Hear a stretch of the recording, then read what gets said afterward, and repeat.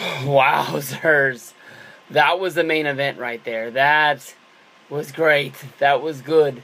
I think this is the match that more than likely years later we're going to remember the finish more than we're going to remember the actual match. But the Seth Rollins and Dean Ambrose definitely deserve a round of applause from everybody out there. This was a damn good match. Bray Wyatt makes his return at the end.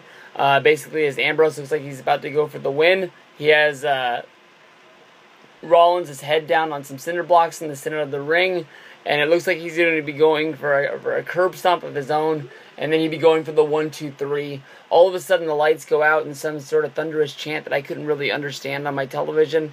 It sounded like he was saying something and then repeating it with yes sir, and this went over and over again. TV went black for about a minute. They really soaked it in for a long time, and then once it finally came, Ambrose was standing in the corner. You could see that everybody in the arena was holding up their phones, and basically it was much like the Wyatts. There was a lantern in the middle of the ring that just stood there lit for at least about 15 seconds, which felt like an hour.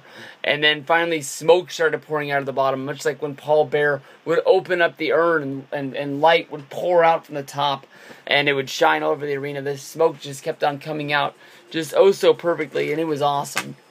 This was honestly very, very good stuff.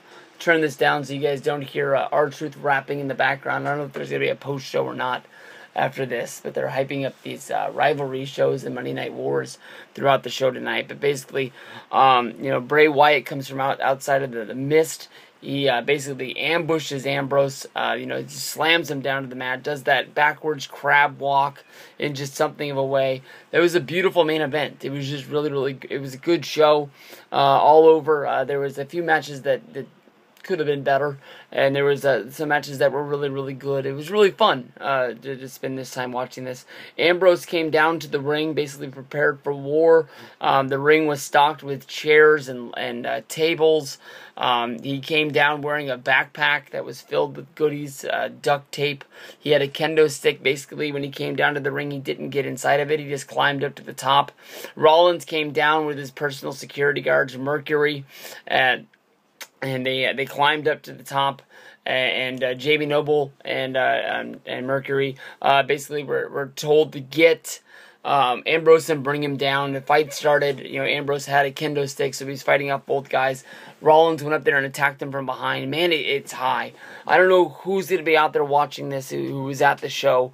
You just saw the match, so I don't think you're going to be coming home and checking out reviews. But if you are, I mean, when we sat 8th row at WrestleMania 28, and they had a Hell in a Cell match, Undertaker, Shawn Michaels, and Triple H all stayed in the ring. So basically it was confined. But I mean, what is it like really watching the guys fight up on top?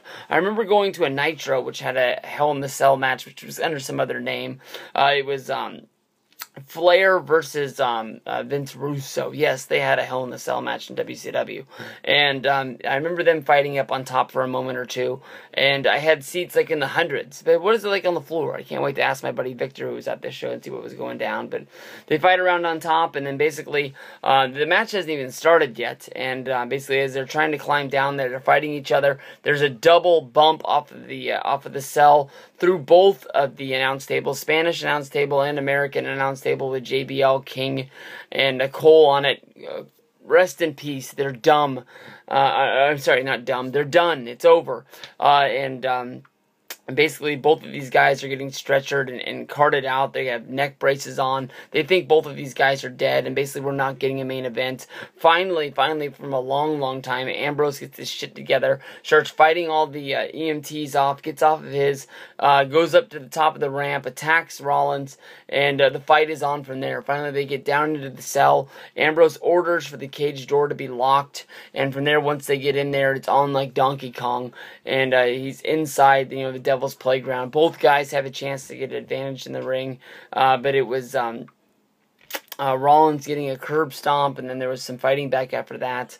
Ambrose brought the cinder blocks in, much like, sort of like, this is what put me out, so this is what I'm going to use to put him out, and that's, of course, when Bray Wyatt came and ran interference. But damn good show.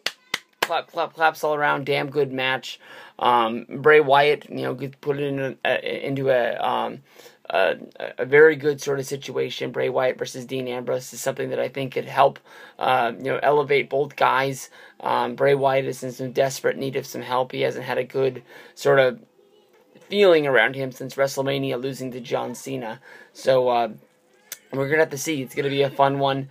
Thank you guys, everybody. This was an awful nice night to sit back and watch some wrestling. I was very grateful to have a morning shift today, but I have a morning shift tomorrow, so I got to get going. Peace out.